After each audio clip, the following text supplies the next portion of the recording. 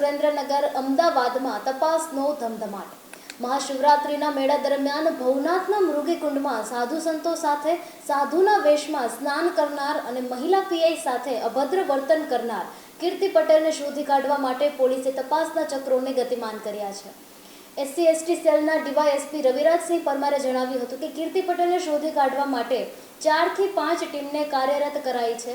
ખાસ કરીને સુરત, સુરેન્દ્રનગર, અમદાવાદ સહિતના તેમના રહેણાંક વિસ્તારોમાં ટીમ દ્વારા તપાસ કરવામાં આવી રહી છે। આ ઉપરાંત હ્યુમન સર્વેલન્સ અને ટેકનિકલ સર્વેલન્સની મદદથી પણ કીર્તિ પટેલને શોધી કાઢવા માટે તપાસના ચક્રોને ગતિમાન કરવામાં આવ્યા છે। નાણામંત્રી કનુભાઈ દેસાઈએ આજે રજૂ કરેલા બજેટનું કદ ₹4,08,053 કરોડ નિશ્ચિત કર્યું છે, જેની સામે રાજ્ય સરકારનો મહેસૂલી ખર્ચ ₹2,46,016 કરોડ જ્યારે મૂડી ખર્ચ ₹1,57,358 કરોડ દર્શાવાયો છે। આમ 2026 અને 27 માટે કુલ ફાળવણી અગાઉના વર્ષના બજેટ કરતાં 10.2% વધી છે। રાજ્ય સરકારની ખાદ્ય 1.97% રહી છે, જ્યારે જાહેર દેવું 14.7% રહ્યું છે।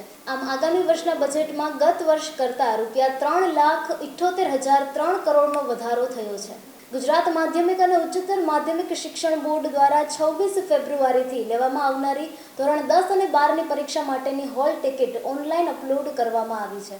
શાળાઓએ બોર્ડની વેબસાઇટ પરથી હોલ ટિકિટ ડાઉનલોડ કરી અને વિદ્યાર્થીઓને આપવાની રહેશે।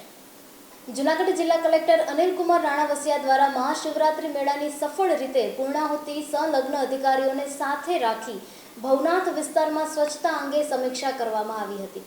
સમગ્ર વિસ્તારમાં સાફ સફાઈ કામગીરી ઝડપથી અને સુચારુ રીતે થાય તે માટે જરૂરી સૂચનાઓ આપવામાં આવી હતી। ભવનાથમાં મહાશિવરાત્રિ મેળાને લઈને જૂનાગઢ મહાનગરપાલિકાની સેનિટેશન શાખા દ્વારા 2 ફેબ્રુઆરીથી 16 ફેબ્રુઆરીના 15 દિવસ સુધીમાં સતત સફાઈની કામગીરી કરવામાં આવી હતી।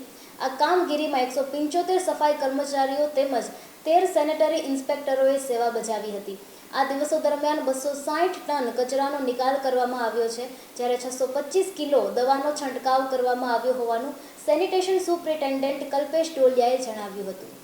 જૂનાગઢની બહાઉદ્દીન કોલેજ ખાતે ક્રેશ કોર્સ કાર્યક્રમ 2 થી 16 ફેબ્રુઆરી 2026 સુધી યોજાયેલ હતો, જેમાં સમગ્ર ગુજરાતમાંથી 3 કોલેજોએ આ તાલીમ સ્થળ તરીકે પસંદ થયેલ હતી।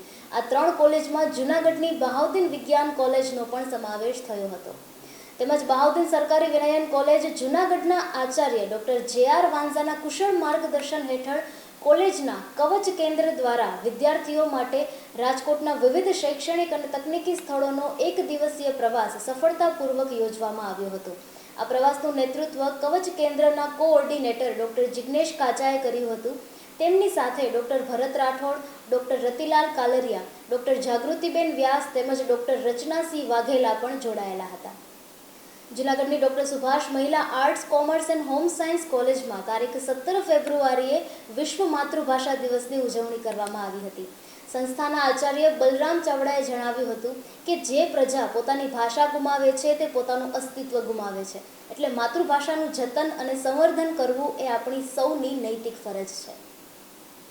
જૂનાગઢની રાજ શાખા રાઇફલ ક્લબના કરાટે બ્લેક બેલ્ટના 30 વિદ્યાર્થીઓનો પદવીદાન સમારોહ યોજાયો હતો, જેનું આયોજન વાડોકાઈ કરાટે ડો ફેડરેશન ઇન્ડિયા દ્વારા કરવામાં આવ્યું હતું। અત્રે ઉલ્લેખનીય છે કે શારીરિક અને માનસિક રીતે થકવી નાખતી આ પરીક્ષામાં ખૂબ ઓછા લોકો ઉત્તીર્ણ થઈ શકે છે। સહકારિતાના માધ્યમથી રાષ્ટ્રના વિકાસની નવી ગતિ આપવા માટે ગાંધીનગરના મહાત્મા મંદિર ખાતે કેન્દ્રીય ગૃહ અને સહકાર મંત્રી અમિત શાહની અધ્યક્ષતામાં મંથન બેઠક યોજાઈ હતી। આ બેઠકમાં મુખ્યમંત્રી ભૂપેન્દ્રભાઈ પટેલ, ડેપ્યુટી CM હર્ષ સંઘવી, સહકારિતા વિભાગના કેન્દ્રીય રાજ્ય મંત્રીઓ, વિધાનસભાના અધ્યક્ષ શંકરભાઈ ચૌધરી, દેશભરના રાજ્યો તથા કેન્દ્ર શાસિત પ્રદેશના સહકારિતા મંત્રીઓ સાથે સહભાગી થઈને સહકારી સંવાદને વધુ મજબૂત બનાવવાની દિશામાં વિચાર વિમર્શ કર્યા હતા। સિટી કવરેજ ન્યૂઝના ડેઇલી અપડેટ માટે અમારી ચેનલને લાઇક કરો, શેર કરો અને સબસ્ક્રાઇબ કરો। આવતીકાલે મળીશું ફરી નવા સમાચારો સાથે। City coverage news Junagadh.